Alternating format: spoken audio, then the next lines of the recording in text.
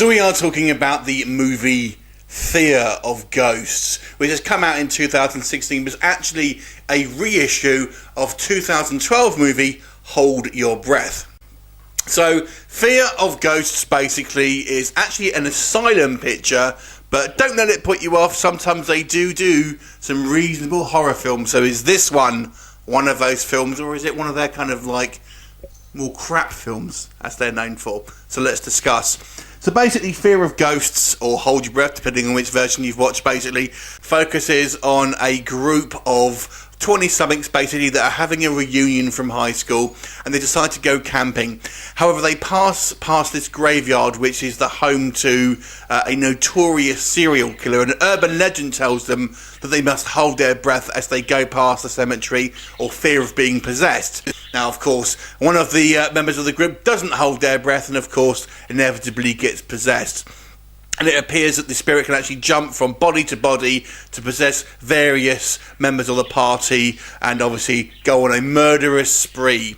So that's pretty much the movie. It reminds me a little bit of Shocker in a way.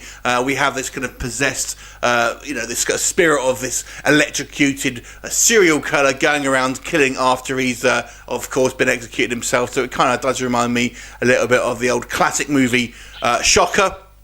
So let's talk about the positives and negatives of this movie. Directed by Jared Cohen, I feel this is confidently directed. First of all, I feel all the kind of the shots all look to a good professional standard. It's got a nice kind of like polished, clean feel to it. I thought the acting for the most part was all pretty decent as well. I mean, it was obviously a low-budget B-movie horror film, but nonetheless, I feel that there wasn't bad acting in this movie. And I have to say, there are some quite sort of spooky moments. Maybe not a scary horror film, but there are some nice kind of atmospheric shots. In one scene, basically, they are exploring this abandoned prison, basically, and I think the set design and the kind of the atmosphere that it's kind of building all looks pretty good. There's a kind of like a graveyard and stuff as well. So I kind of quite like some of the kind of the set design, and the idea is quite intriguing. I feel like this movie actually starts off quite strong as well. It does fall into the kind of the cliches of having this group of characters, and of course you've got the standard horror archetypes. You've kind of got the nerdy guy, you've kind of got the stoner, you've got the kind of the guy who thinks he's a bit of a badass, all those kind of stuff. So it does fall into those typical cliches, but nonetheless, there you go.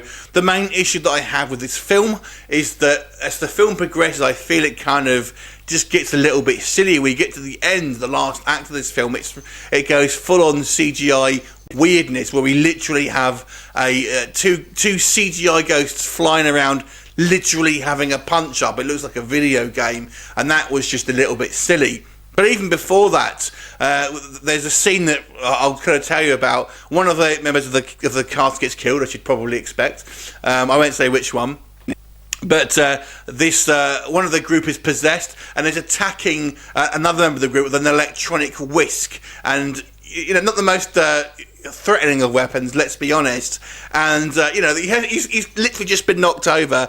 And the other two guys, it's too late for him. We'll have to leave him. I'm like, what? He's literally just been knocked over, and this possessed person's attacking him with a whisk, and you're just leaving him to die. Ridiculous. Absolutely ridiculous.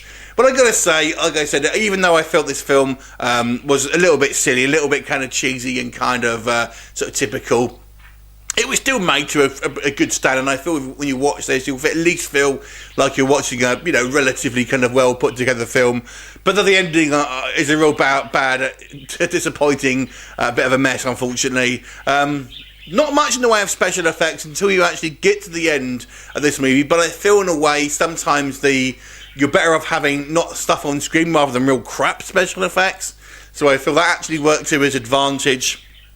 But like I said, I did like some of the kind of the acting, the characters that these guys were portraying, even though they were somewhat cliche. And I did like the kind of the atmosphere and the kind of the set and everything, and even the story itself, as I thought was quite interesting. So overall, I don't think this is one of the Asylum's better sort of independent features. I feel some of their kind of more independent stuff is normally a little bit better than their mockbusters. But I have seen better Asylum pictures than this. Overall, I'm going to give this movie a 4.5 out of 10. Have you seen it? What did you think of it? Leave me a comment and I will look forward to seeing you next time. Bye for now.